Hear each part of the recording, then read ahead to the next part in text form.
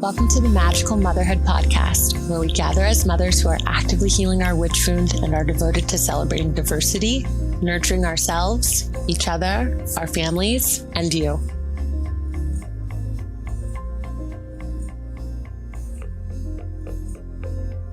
I'm Ariana Mogg, human resource extraordinaire by day, human design embodiment coach by night, pop culture obsessed nerd, and West Indian green witch 24/7. Hello, I'm Halaku Hannah, aka the Bougie Hoodoo, aka your Mississippi Mystic, and aka the Soccer Mom Sorceress.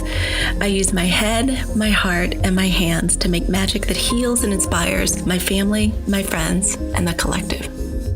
I'm Karen Lepage, sewing fairy godmother, connection weaver, possibility amplifier, spiritual modality dilettante, and professional pattern maker, focused on healing through making and expanding inclusivity in every direction, whether that's in my work, my community, or in my own heart.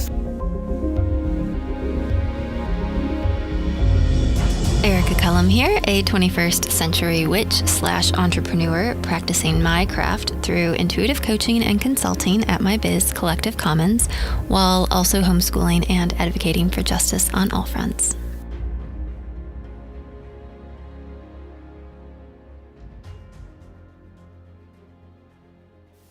All right, let's get started. We'll take a quick moment to breathe. Whatever you're doing right now, pause, take a deep breath.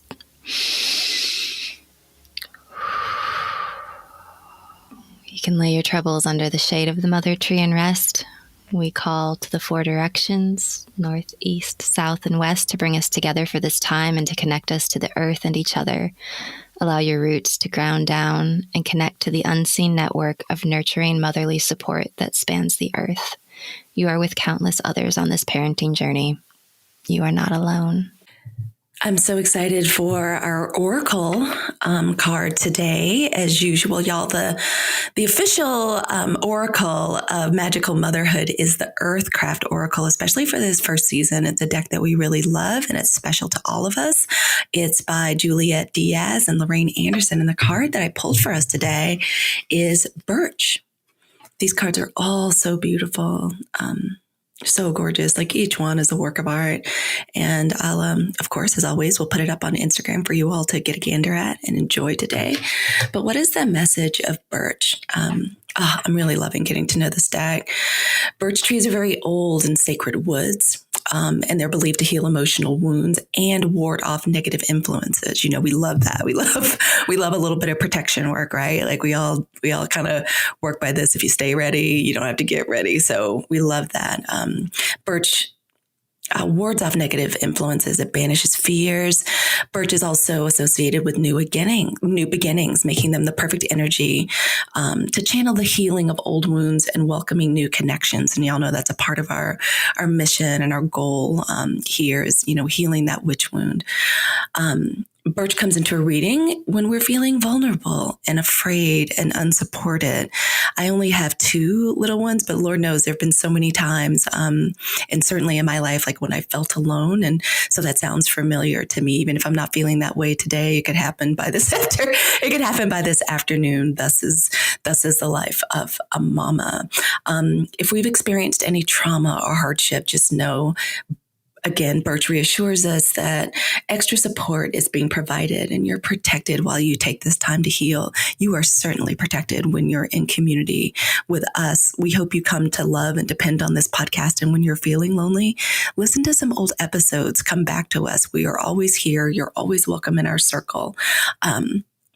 And we also want you to know that it comes as a gentle reminder to build better boundaries, or as one of our favorite teachers calls them, self-honoring practices. Y'all are going to hear us talk about that a lot, right? Because if mama's not safe and protected, what can we really do for our families if we're not pouring that magical self-care over ourselves? All of us have deep wounds and brutal bruises, but those will heal in time, and Birch arrives to help us do that and focus energy around that. You are so welcome here. Welcome to Magical Motherhood. So this is what happens when I get to choose the topic. It's fueled by a song. And today's theme is fueled by Whitney Houston's I'm Every Woman. I used to think it was so powerful and magical because she drops in some spells in there. If she even says the word spell, she's very specific about the spell she's casting. And I used to think that was the goal, to be everyone's everything. And I quickly learned as I entered motherhood that is not a realistic expectation. And it was really unfair to myself. So I would love to know during today's discussion, how are you multidimensional magical mamas doing it all? What spells are you invoking? And what boundaries are you setting and expectations are you setting to protect your own magic? Thank you, moms. Oh, what a great card. And Ariana, I have Every Woman playing in my head all morning now. That was the first CD I ever owned, was the Bodyguard soundtrack. I know it's a Chaka Khan song, but for me, it was the Whitney Houston version. And so it's like extra magical for some reason. But I think there's something about being every woman, especially, I was having this conversation with a friend yesterday, actually. We were having a play date, and we were talking about living through lockdown and quarantine and in pandemic times, how so many of us had to be so many more things for each other. And so I feel this extra right now because I've spent the past couple years being a partner, a parent, a teacher, a playmate, just all of the things. Like our little nuclear family had to, we were all we had for a while. So I hope it's nice to start stepping out of that, but it has been exhausting. Yeah. We don't realize it, I think, when we either until we're stepping into it or allowing some of those roles to be taken over by other people. And as our children age, we still have all these roles we fill. Sometimes we can let them step up and or encourage them to step up and take on some of those roles for themselves. But we have to have spent time equipping them with, with the confidence and self-assuredness that they need to step up and take on those roles for themselves. And also let them know they don't always have to do that for themselves because they have us. And hopefully that models that they can release other people from having to count on them in the future, but knowing that they're in the orbit can allow their friends and other people in their orbit to feel supported as well. From our modeling of releasing having to be everyone all at once. Yeah, we are every woman. We cannot be every woman in every moment. So just like when you have a reading of human design or astrology or a tarot reading, all these archetypes will show up that you either are supposedly born with or that you have access to immediately as your gifts. And that's great, but that doesn't mean that's all of who you are. That's a springboard. That's a starting point that maybe you can just assume that that's there for you. And then you can reach out and embody other archetypes in every area of your life of your choosing. It's a way to work with that in a self-inquiry and self-honoring way as we talk about boundaries and asking for help. It's so, this topic, when we think about like different archetypes and that we embody as mothers, it makes me think a lot about just growing up like a Black girl in Mississippi. And, I used to call it putting on masks. Now I do. And for a while, that's what it was, right? Like that's, you're kind of taught to be one of my grandmothers, like you had to be a perfect lady all the time, like, which is kind of crazy. Cause I was like, why are you kind of teaching us to live up to this, like, Southern belle, like what is it? What is this about? So having to do that, put on the face of like the perfect student when you're with your friends, like in a more relaxed way, doing some code switching, like you're, like depending on which friend group you're with, like we're, either talking about, we're talking about hip hop or what we saw like on, MTV. Oh God, I'm totally dating myself, but like MTV Raps and how how I'm so grateful for my spirituality and my rituals, because that's really changed and transmuted. And oh my goodness, when motherhood like comes up, oh gosh, like then it's like everything. There's the mom and the play date. There's the PTA mom, for me, soccer mom. And I'm so grateful for my spirituality and the ability to transmute what I thought was wearing different masks and playing different roles to, listen, no, I'm just embodying like different I'm embodying different archetypes. I'm, in this situation, I'm a cheerleader, with my partner, I still get to be seductress. I still get to be, lover. It's changed, right? Like over some time when I became an entrepreneur, like, oh, okay. And so now I'm a businesswoman. But the awesome thing about, I certainly feel like our coven and circle and my spirituality and the work that I do with my sisters, I'm finally extending myself some grace, truly, like just, and what I'm saying to myself over and over is slavery's over. I don't have to do anything. Like today, I just need to take care of myself and remind myself, let me look at my children. They're 13 and 18. They really just need me as right? Like what all the parenting books say, like I'm not a manager, I'm a consultant. I'm starting to move into being a consultant, like at this stage. So it's okay to take, 15, 20 minutes for myself, or doggone it. Yeah, nobody gets the television tonight. Mommy's watching. I'm watching The Gilded Age, and I'm taking care of myself right now because I get to be, it's one of the reasons I love tarot too. When the 9 of Pentacles comes up, yeah, I'm going to enjoy the comforts that surround me right now. I'm the lady behind the wall surrounded by comforts. And for our viewers, not our viewers, our listeners, because we're not doing video today, I wish you all could see Ari's baby, like just so beautiful. Like all of us are smiling in the background. And my thought as I get ready to as I get ready to yield the mic is, man, for these little darlings, be whatever archetypes we need to be to raise them to be healthy and happy. Really, there's not too much that's too much for us. Good grief, our little darlings are worth it. And those are just kind of my thoughts on the archetypes this morning, and having to play these different roles and enjoy them. And over the years, they change too, right? Because it can feel like a luxury to get to go to the bathroom by yourself. Ariana's nodding her head with a toddler on her lap. And that can feel, yeah, exactly. Even that can feel like an indulgence when they're that age, right? It's different from making yourself take a whole day to yourself as they get older, and you hand over some of the reins to them, or be open to them taking their own reins. Actually, it's not really about allowing anything as we learn, as they grow. What's been some of the most like surprising archetypes you guys have embodied on your motherhood journey? Like really took you for a loop, didn't think you could handle it or do it, but then you put it on and wow, it fits so perfectly, so well. And the timing was just right.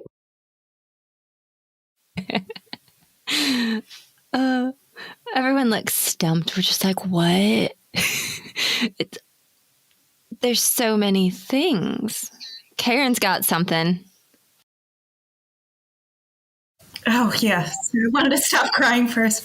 Some unexpected archetypes, I guess. I knew I would be an advocate for my children, of course. I didn't expect that I was going to be occupational therapist, research scientist. Everything when it comes to having a child with special needs as my first one everything takes you by surprise.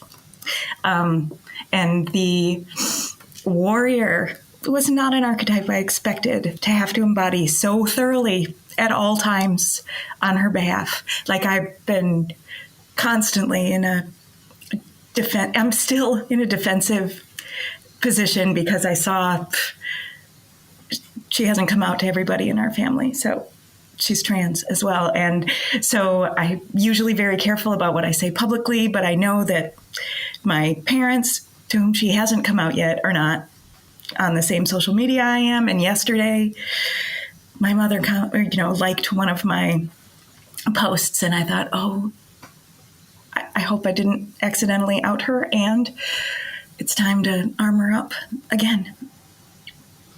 So yeah, those roles that come at you are you expect to be the nurturer, the counselor, the the cook, or at least part-time if you have a partner who's also good at taking on that role. But yeah, those threw me for a loop the first time. And with the second child, the confidence or introversion is is something that I don't deal with myself on a regular basis. I didn't grow up in a family of introverts. And even though everyone's nourished by their own company,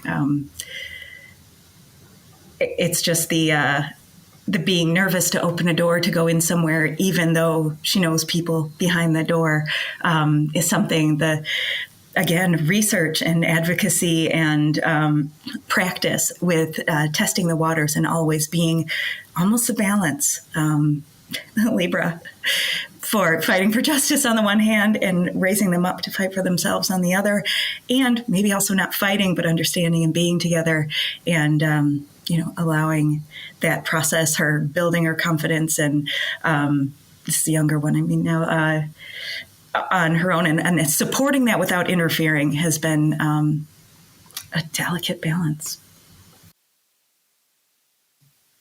Oh, Karen, that reminds me of, so I think that I didn't necessarily realize, even though I heard it said so many times, that I didn't realize that becoming a parent, I would become so much of a student. I think in our patriarchal, colonial societies, people have children and it's because, you're going to teach them this and I'm going to raise my kids to do this or, to be like this. And I didn't realize how much my kid raises me and how much she has taught me, and she is my teacher, and just how many more things I was going to have to learn how to do and be, and I was not prepared for that. So I think there's a lot of roles that come in as we're starting to unravel this a little bit, where I'm like, oh yeah, at first thought I was like, I don't even know, but that was definitely one that, it's like it's one of those things, like, it's coming, but you don't know until you get there. And then you're like, oh, this is how this works. So ever since she was a baby, I was like, you are teaching me things that she doesn't even realize. Sometimes we don't realize while we're in it either. I'm very emotional about this now, but I didn't have the luxury to be emotional about it in the time it was happening. The appointments and learning and researching, and how can I let this kid know where their body ends and where other people begin, and know, how to ground themselves in their day. And as I'm learning all of that, the physical sensory issues and autism challenges in general from the first child, you don't have a moment to recognize the archetypes you're fulfilling at that time. I wonder if I would have been able to, if I had known that I could notice that. So hopefully, if you are in the middle of it right now, you can, because now that you've heard us, now you know that you can take a moment, and even if it's just one breath, have a look from the outside and see and appreciate all that you do and all the roles you serve, and ask for help. I definitely didn't realize, and it's just because of the way I was brought up, like, where all the power in the family is held matrilineally. Like, my mother and my grandmother, like, we're kind of running the show, making the big decisions. There's some kind and loving men in our lives, but for the most part, it's like the reign of the matriarch, and it wasn't a soft cuddly, snuggly, anyone cares about your feeling kind of matriarch. It was like this kitchen, the house will be clean. You will be excellent examples of, like who this family is and what they stand for. You will excel. You will be your own role model.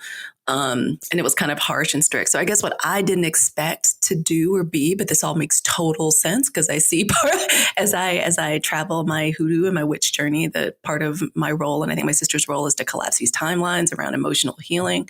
And I never knew that I would be the figure steering the boat, like in the Tarot 6 of Swords card, like that I would have to be the emotional, not only barometer, but therapist and like leader for the emotional health of this family. And I didn't think that I would be so good at it and so willing, once I started really making some breakthroughs in my own healing, how naturally the leadership role came to me. And this kind of really revealed itself during COVID, especially in those times where all of our normal roles are gone. We're all in the house together and we've got to figure out how to do this. I just remember there were a couple of times where I was like, oh, and it was only a couple of times, and not to toot my own horn, beep, beep, but I think that I was very good at noticing when stuff was hitting the fan and being like, okay, I need for us all as a family to understand that we are in a cross condition right now. And we are fortunate and blessed enough to have a home where everybody can go to their corner, regroup. It's okay. We're kind of emotionally high. And this happened. Oh my gosh. I don't know if I ever told y'all this. The 13-year-old was getting mad that that Josh was doing enrichment math with her, right? This is the beginning of lockdown. And Josh was like, I'm going to be the math tutor. These kids are going to during this time, this is what I'm going to do. 13-year-old little scary Scorpio had no interest in learning a damn thing from him. And she's kind of quiet, she kind of smolders, and she wrote a poem and submitted it to the school e-newsletter that went out, y'all. It went out to everybody. And let's just say that she wrote it after a particularly fiery tutorial session with her dad over math. And man, when I saw that, and I was like, oh, and because of COVID, it didn't just go to the school. It went to all the elementary schools. And I just remember my husband being, but we're locked down. We can't go anywhere. We can't do anything. It's like, we need to talk about this. And I just remember thinking, okay. I've not got to take control, but we're all stuck in the house together and this could go wonky. The 18-year-old was just realizing, oh, she wasn't 18 at the time. I'm not going to be able to see my friends. This is what my life is going to look like for the next year. So everybody had their own little, this kind of, their own little conflagration. The temperature of the house was heated up. And I was so proud of myself for just in one moment saying, okay, we're trying to act like things are normal and things are not normal.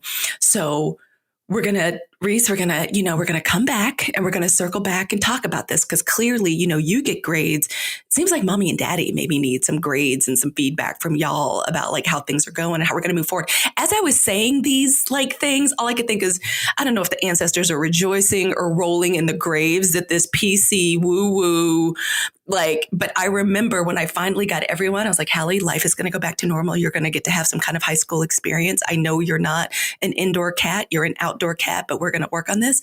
Babe, you have never been anybody's patient teacher. So I'm going to need you to go upstairs and work on your book. Mommy's going downstairs and I'm going to be doing a lot of chanting and candle magic. And we're going to regroup at 6. We're going to come back together and we're going to try to work through this. And I just never would have thought that would be me because I thought, for the longest time, I'm I'm the one that really needs to focus on my own healing and working my mother wound out. And I was so pleased with myself at how I was able to do that. How literally when I saw that 6 of Swords card in the tarot, I'm like, all right, I'm having to steer this emotional ship. We got some turbulent waters and I'm going to get us through it without threatening, hitting, yelling, shaming, or just being frustrated at my own ability to, handle the situation, which was kind of what was modeled for me. And I'm just that nurturing caregiver doesn't always come naturally to us as moms. I wasn't brought up to do that. I was brought up to be something very different.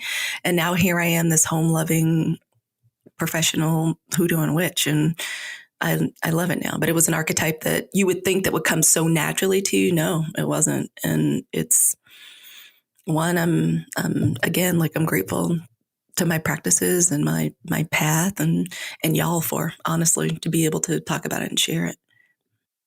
Oh, that's the thing about healing, right? It's not done in a vacuum. It's not, I'll heal me first and then I'll become whatever it is next.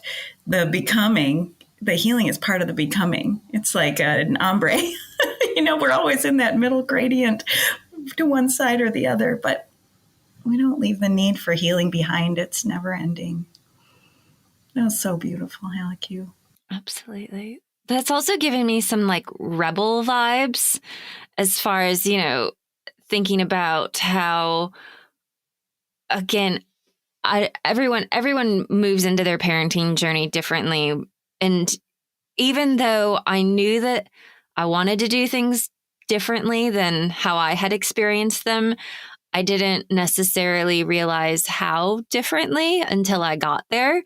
And I also didn't realize how that wasn't always supported in some of the spaces that I was in, and how, once you kind of get to this space where you realize, oh, this doesn't work for me, I need to do this differently, how that doesn't necessarily go over well with some people. And so, Karen, like you were talking about, with your family, sometimes we have to protect ourselves and our kids and our immediate families from people that we didn't necessarily think we needed to protect them from, right? Because we thought that they were supposed to be our people. And so I think there's a level of discernment that I gained becoming a parent that was definitely heightened in realizing that I had to, I'm very big into community and into collectives, and, I think we need each other, but I also think that there's a point where it taught me a lot about boundaries, where it's like, woof, if you can't get behind, what we're doing over here, and that this is really important to us, then I've got to make some space. We've got to have a little distance. So, I very much have felt a little bit like a rebel or an outcast, I think, even in some spaces on this parenting journey, just because I do things differently than the way that they were done before. As you guys were talking, I was really inspired by everyone naturally, and also thought about, like, are there any archetypes that I'm not willing to play? And one that's like almost counteractive is like, the kind of like, I don't know how to say this, but just like the meek or quiet wife, and like how that would lend over to almost being like a pushover mother. And I know I could never be that meek, timid archetype. Like I just couldn't.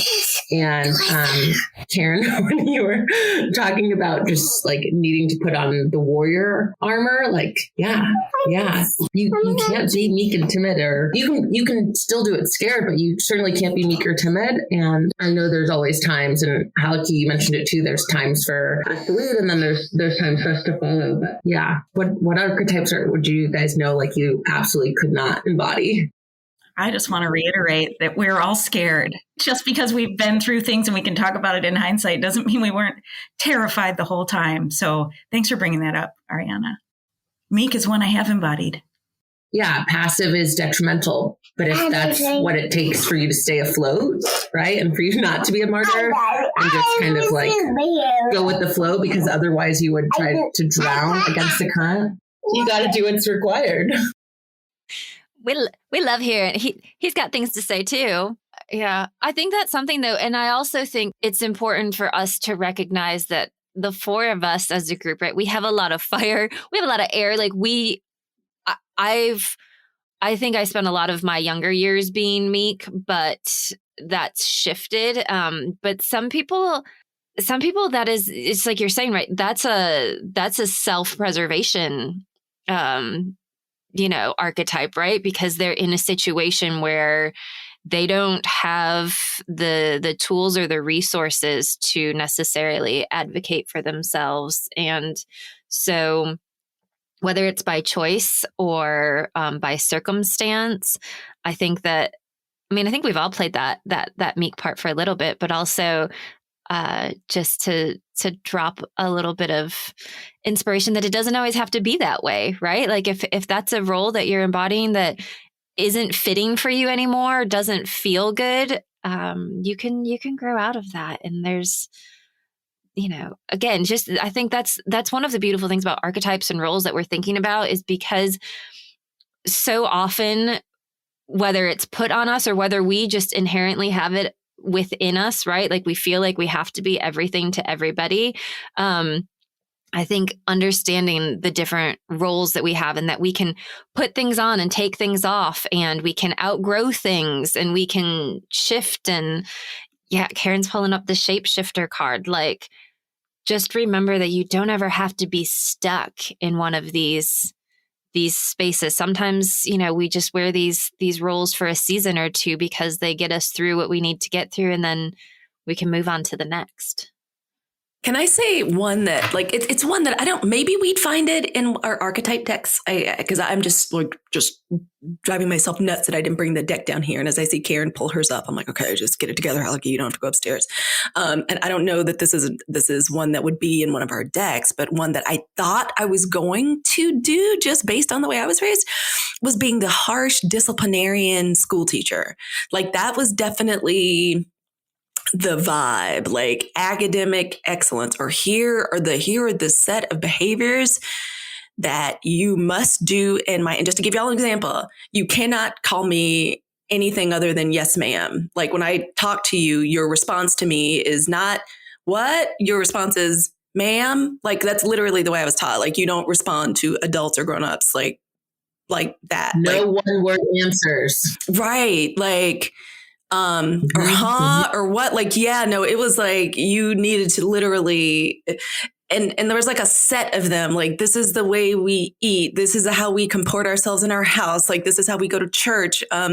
Always, always, always straight A's, straight A's, straight A's. Like, everything must, like, I never thought that I was brought up to be competitive, but like about grades, because they are, I definitely was. And this harsh, strict disciplinarian, and because what I was taught was that you do all of this harsh discipline, which is all left over from colonialism and slavery, us, like the conditioning and like we were in such danger all the time that we just learned how to be damaging and traumatizing. We're just keeping the system going to like stay safe. And I just remember once thinking when Hallie was 3 and she was showing her natural butt, like she was just not perfect. No children are perfect, but she just behaved well. Like, there just wasn't a lot of trouble with her until she turned 3. And all of a sudden she became like a normal, active kid. And we're in Paris, like Josh was there for business, and she just showed out. And just at one point I was like, oh, we're going to have to spank her. Like, oh, we're going to have to do the thing. And as Josh was like, okay, I gotta show some discipline, he kind of put her over his shoulder and he starts marching back to the hotel. And I remember thinking, Hallecky, who the hell are you fooling? Girl, you don't have the heart for this. You truly, like, my makeup, I can't do it. I'm crying just thinking about it. Like, how everything I was taught was that fire and brimstone and hail and hell needed to rain down on this child for me to teach her a lesson, to like train her for life so she can have a happy, successful life. And I remember thinking, oh yeah, I'm not going to be able to do this or be this. This isn't who I am. And I'm just going to do the best I can to establish some structure and not discipline, but teaching them to, like, to some degree we have to live in a society and this is kind of what we have to do, but it's not going to, I just don't have it in me to do it. When I think about it now, if I even try it, the teenager's like, Mommy, what are you doing? Like, where are you? Who is this? Like, what's going on? I'm like, yeah, girl, you're right. Yeah, you're right. I'm playing an old tape. Sometimes I just have old tapes in there that this track starts playing. I don't know. We're figuring this out together. Please just be home on time. Just be home on time. So like we can go to sleep. And I'm so glad I recognized that. And I was like, yeah, I remember saying to myself, girl, you're just too tenderhearted to do this. Y'all aren't going to do this. And you're going to have to find a way to establish some parameters and boundaries and respectful, kind, courteous behavior. Like, you can find a way to teach them to be respectful, kind, and courteous that doesn't involve freaking hitting or shaming or yelling or punishing. Like, that like just on punishment was just a state that we just expected to be in all the time. And I'm like, yeah, I'm not the punisher. That's not the way anybody learns. And so that kind of strict disciplinarian, like constant school mom, like with a ruler or a stick in her hand, like be afraid of me because I'm, this is how a mom establishes order in the home. I hope I'm not shocking people by saying this, but for a lot of us are raised like that. Like, that was an archetype that I refuse to try to fit into and to exercise because it just didn't fit and it didn't work and it's not right for me. So that was mine. I agree with that. I also think before we blame our parents, they didn't know they were raising revolutionaries. We know we are raising people. Our parents wanted us, maybe not yours, our younger sisters here, but Haliku and I were raised in a time where all they wanted for us was, especially if they were hurt by society, they wanted us to fit in, to not be hurt in the same way they were. Instead, now we know we need to raise people to break what is hurting people and change it. And so it's really difficult to communicate that. And standing up to my parents and the community, even a friend of mine who would a former friend of mine who would be shocked at the way I let my children behave in our home when it was really, she could have felt honored to witness this vulnerability in my children and my open heart at allowing them to get it out and then come back together later instead of, and I found myself influenced by that as well. It made me question whether allowing them to have feelings out loud in our own home because she was a visitor was the right thing to do. Of course it was the right thing to do.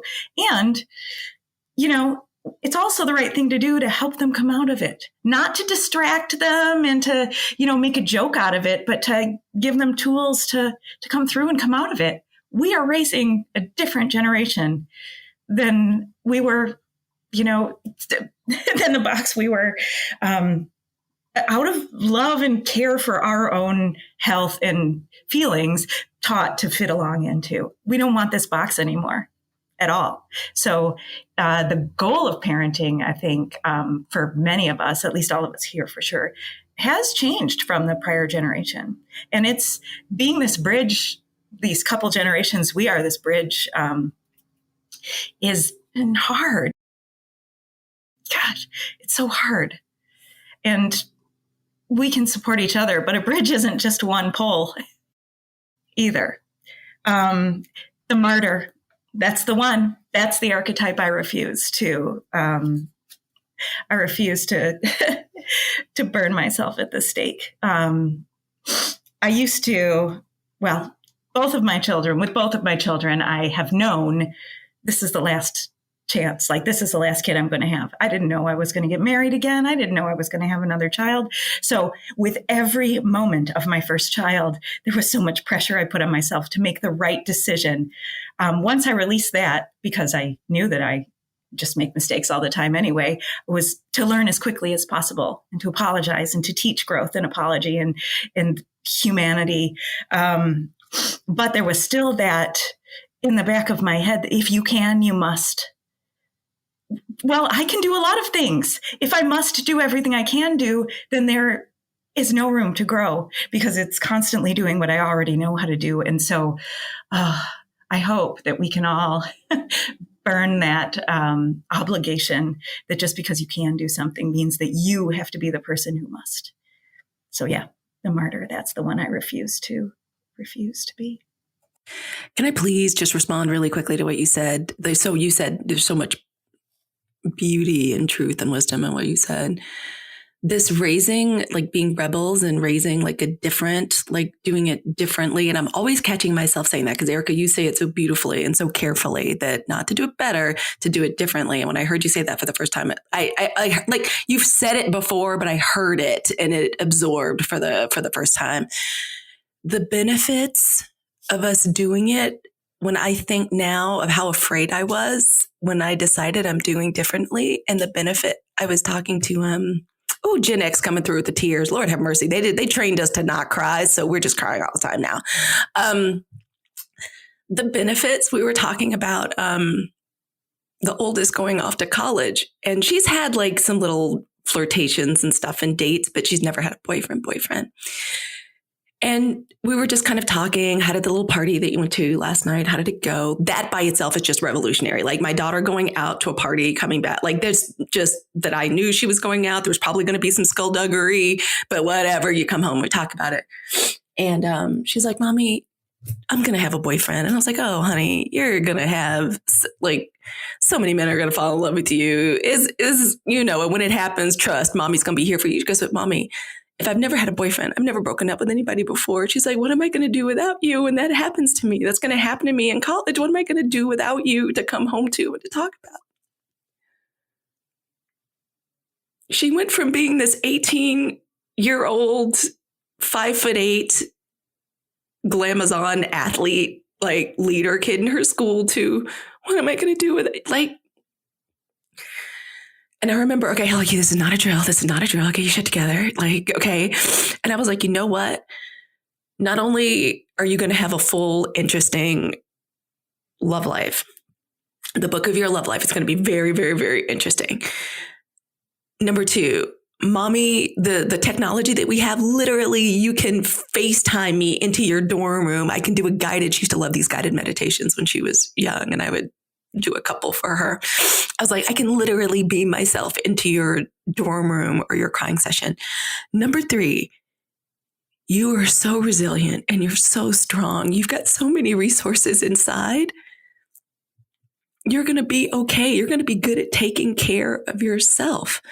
Mommy's going to be here, but I know you're going to be able to take care of yourself and learn and recover. I was like, you do it all the time. You've always been the toughest kid. You run in 110-degree weather. You've run. I was like, you've just done so many amazing things. You've had so much pressure because of your sports, like put on you.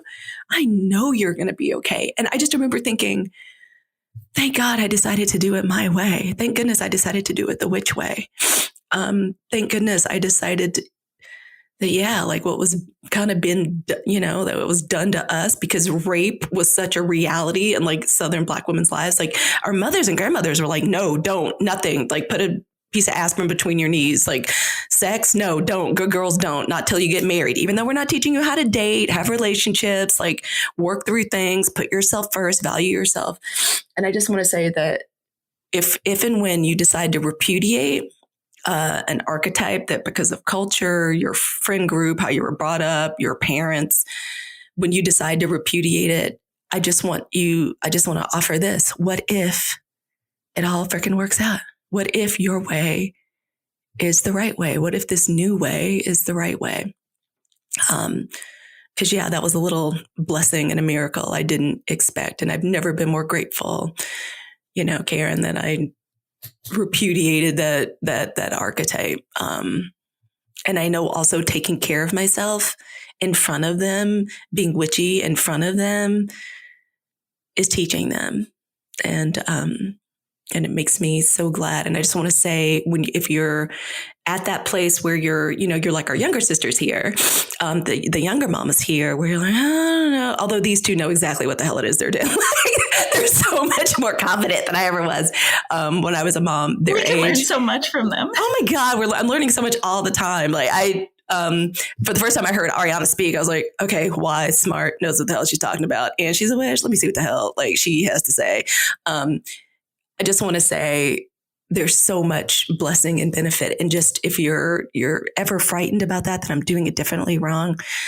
Again, like my buddy Jeff says, like he wasn't the first person to say it, but those what if statements, what if it all turns out all right? Because I'm starting to see and feel that just the conversation, like, Mommy, what am I going to do without you with me there? Like, as far as I was concerned, it's not a competition, but holy crap, 6 of Wands, that was a victory. Like right there, that was a mom victory. And I just wanted to share that. And I know we're probably over time. Got time. We still got time that I've got.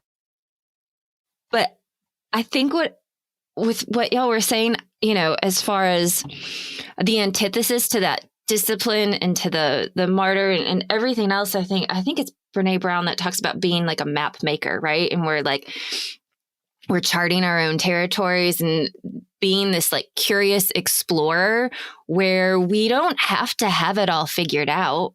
We just have to be open and to kind of, allow ourselves to be on this journey and to make mistakes. And how important is that for us to be able to make mistakes in front of our kids? Like, my parents they were never wrong, right? And I think that's something that we've been trying to model in front of our child is that, yeah, we make mistakes too. That's okay. That's how we learn. And, we talk about things like if my husband and I are like having like a little, some people argue a lot and that's just in their nature. We don't really argue a lot, but we definitely have some more heated conversations. And we have those in front of our kid. We always have, because then she gets to see the process of how we work through it and how we resolve things. And so this, for me, it's being radically open within our family about what's going on and how things are, because I feel like that was not modeled for me, but that meant that later on I had to figure a lot of that stuff out on my own, that's not how life worked, right? And that we have to talk about things and that we have to, you don't just know everything right away. So those have been some important archetypes. And I think that's what makes it so that your child feels safe and comfortable talking to you about these things, like, right? That they know that it's okay and that we can figure things out, and nobody has it all figured out all the time. And I think that's part of the biggest things about this whole journey is, especially social media and all of these places, they're trying to give you scripts, and it's like, people are trying to be very prescriptive. And sometimes you just got to throw that like wet spaghetti against the wall and see what sticks. I agree. I just, something came up while you were speaking. Is it okay if I share? I was thinking about when I was talking about how Halleck's parents and mine, in our generation, they were trying to keep us safe by helping us fit in. What we know now, and what you two probably have already known, is that safety doesn't come from fitting in and going along with the crowd. In certain situations, yeah, you need to blend in and move out so that you can advocate later for change. But our safety and stability and strength as mothers in our own families comes from versatility, humility, openness, and growth. Safety isn't, it's not a brick house. It's a surfboard.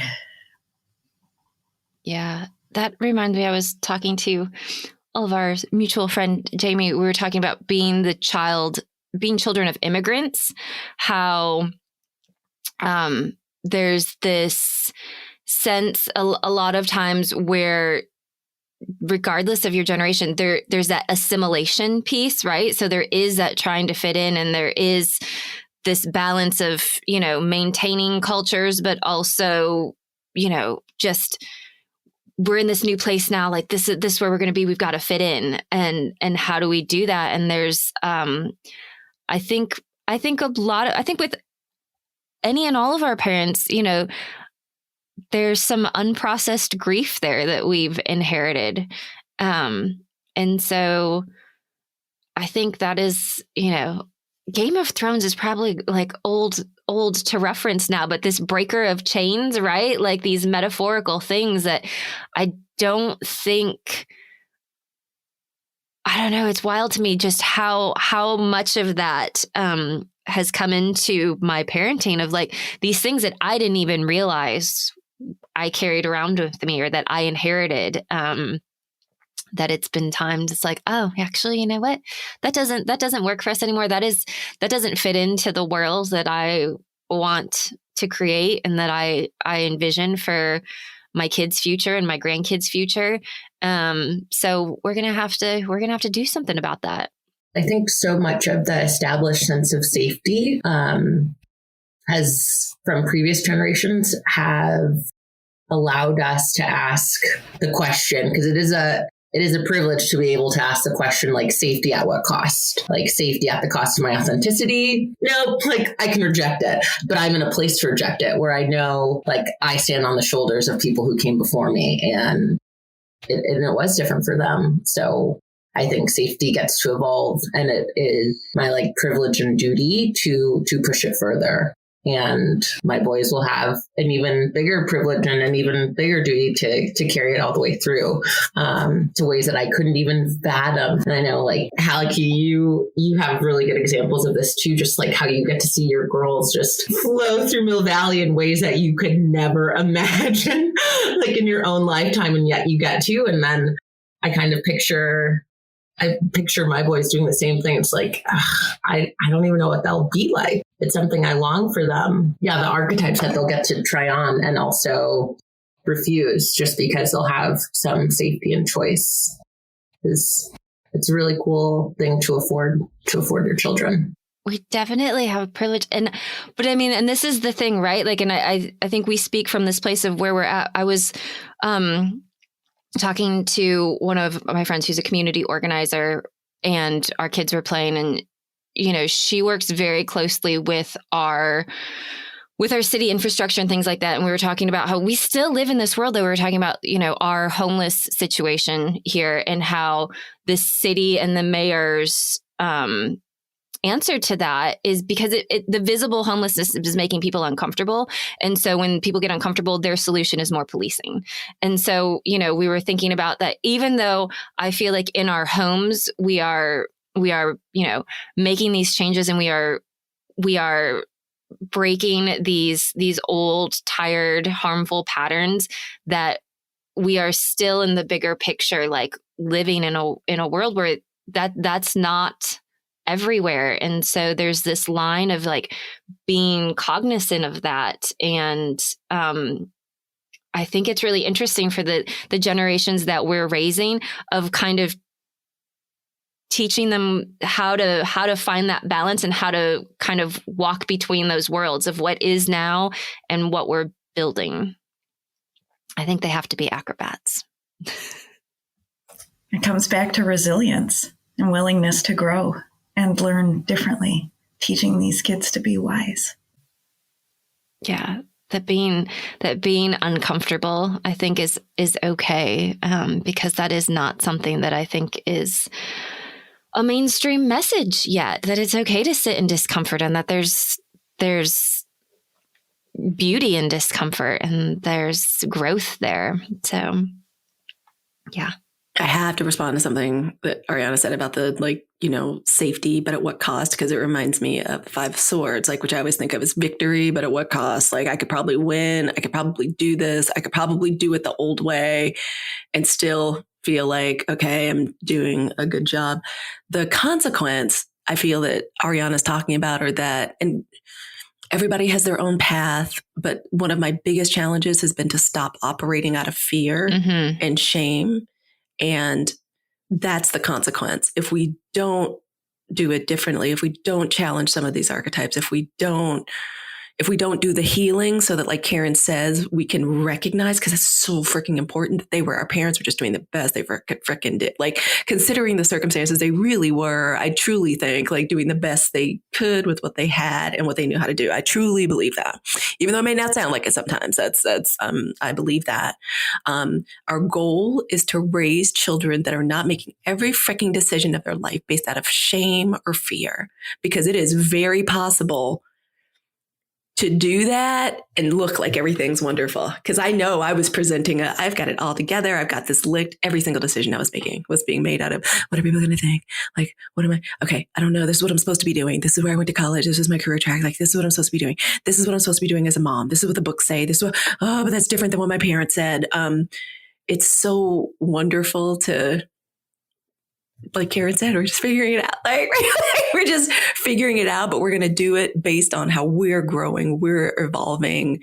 And when we do that, that's when, even if we don't think of ourselves as that beautiful tree, right? That beautiful mother tree, our leaves may look different, the fruit looks different, but that's still what we are. That's still what we're growing into being. And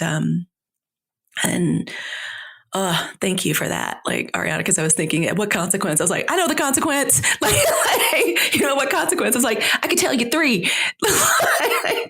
like shame, fear, inability to, you know, form friendships, relationships, because you haven't been taught. Everything you were taught was taught at the end of a stick or like a sharp word. Like, oh my God, it's like, sometimes we were taught to treat children the way we would never dream of treating an animal. Like we would never dream of treating our little fur babies, our fur pets, or our plants. Like, oh my gosh, can you imagine cursing out a plant? Like what the hell? You know, like we just never do that. So those are just some of the things that brought up for me. Those are the consequences. When you said that, Ariana, I was like, oh yes, ma'am. 5 of Swords, like victory, but at what consequence? I joke now that I'm a Leo. Everything's not about me. Like everything's not about the tarot, but it kind of is. Like we can find the archetype. It all comes back to tarot, doesn't it? So what does the tarot have for us today? Give us the closing card, Helique.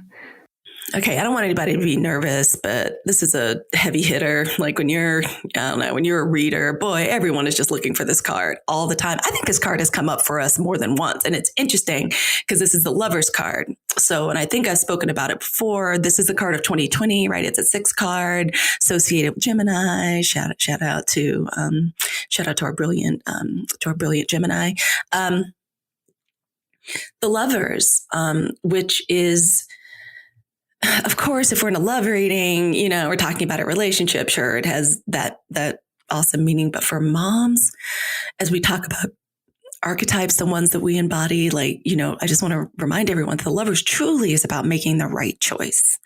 Making the right choice, the choice that is in honor and in service to your best and highest good. Because when you do that, it's blessed, right? Like we see the angel Raphael of like healing. That's what this card is about, making the right choice for you, the right choice for your family. The mothering choices, decisions, because Lord knows we are handed a million of them every day. And that's not when we're dealing with the mortification of a child, like vomiting into your big blown out afro. I'll tell you all about that another time. Just the daily mortifications and decisions. Oh, y'all, it happened. She threw up all over. She was in the baby backpack. She threw up. And my hair was big back then. And it was in some castle in Scotland. I was trying to wash. And it was the first time she ever had formula. Y'all remember the difference between maybe the younger ones, y'all's kids have never had formula, but booby milk and formula was awful. And she just vomited all in my hair. Anyway, back to the Lovers. Making the right choice and the right decision on your mothering journey, your mothering path, the one that is in best and highest service to you, your family, your partner, the little village that you are, that you're creating and you're shepherding.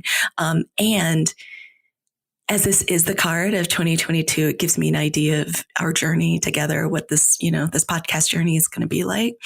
I'm not going to say we're going to give you the definitive guide to how to make the right decisions, but you're sure going to get a survey of the different decisions we've made and what we've learned and how our plan iterates. Because we're always trying to be in best service of our self first and make the decisions that are going to be the best for our little families that we're birthing and we're guiding and we're leading. So that's our card for the day, the Lovers. Take that with you, and remember that when you're feeling a little bit lonely, like you're on this path by yourself. You're not. There's a lot of us out there. We come from a million different traditions, but we understand magic. We understand natural cycles. We understand rituals. And we are here for you. You are not by yourself. And we love to talk and connect. So just remember this. If anyone has any questions about it or any comments, y'all know how to get in touch with us. We'll have it in our little outro where you can get in touch with us, or always check the show notes. Because I'd love to hear what your thoughts and your reflections are on this card. So please take a picture of it, even put it on your phone, and just remember that during the week. All right, y'all, that's our tarot message for the week. Thank you. Before we close, let's take one more deep breath together. Breathe in support, energy, encouragement. Release whatever is weighing you down. And breathe out love. You got this. You're not alone. You're invited to head over to magicalmotherhood.club to sign up for our free email list so we can send you a special gift.